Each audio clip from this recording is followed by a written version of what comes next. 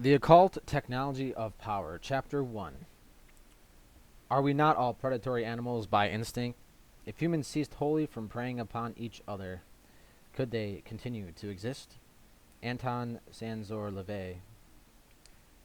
Nature, to be commanded, must be obeyed. Francis Bacon. Organisms typically, Chapter 1, Professor A on the role of fraud in nature.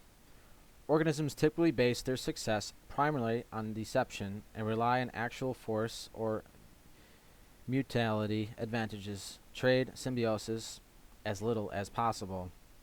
This should be nearly self-evident, but is generally overlooked due to the moral codes we elitists foist on our subjects. Let me give a few examples in case the moral culture has, to some extent, impaired your powers of objective observation. Camouflage is universal among predators and victims alike. Blossoms imitate fragrances and colors which are sexually attractive to certain insects in order to effect pollination. Dogs bark ferociously and feign attack on enemies of whom they are intact terrified. The Venus flytrap plant lures flies to their deaths. Men proclaim their altruism to others and even themselves while they selfishly scramble for personal advantage. If you doubt that fraud is normal in nature, you should read Section 3 of the first chapter of Robert Ardrey's The Social Contract for a wealth of fascinating examples.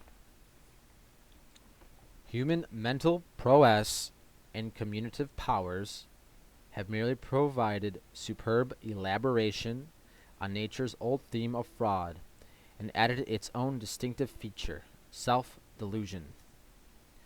Primitive animal hierarchies are based on bluff and bluster, and each member is well aware of and accepts, at least temporarily, its position in the hierarchy. The same wild enthusiasm and fascination for dominance and submission rages in human hearts. However, fraud is taken one step further. Not only is fraudulent bluff and bluster used to achieve dominance, but fraudulent altruism and collective institutions are used to conceal dominance once achieved. Human hierarchies, in contrast to the animal variety, are best sustained when the members are deluded regarding the oppressive nature, or better, even the very existence of the hierarchy. Visible rulers are highly vulnerable.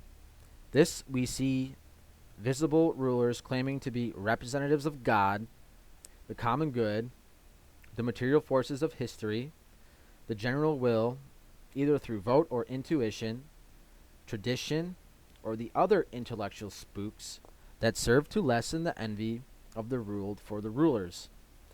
Encouraging such delusions among the masses of the ruled is universal for visible governments.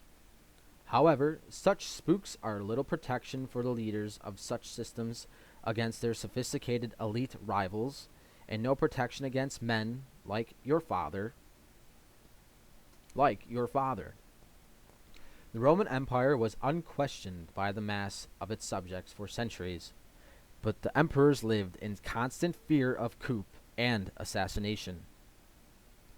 By embracing deception wholeheartedly at every level, finance capitalism, or rule through money, has fashioned the ultimate system yet devised for the secure exercise of power.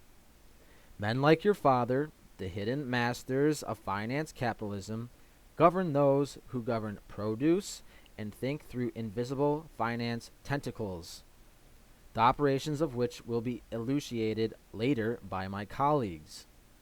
Dominance in all aspects of society is superintendently accomplished while the great majority of the ruled, or even most of the visible leaders, believe themselves to be the fairly autonomous, if harried, members of a pluralistic society. Nearly everyone believes major decisions to be the vector sum of autonomous pressure exerted by business, labor, government, consumers, social classes, and other special interests. In fact, the vectors of social power are carefully balanced by us so that they fail to net any movement in his direction unless chosen by us. The only fly in the ointment is the occasional but extremely messy interferences by competing financial dynasties. This concerning problem will not be a major topic for this weekend.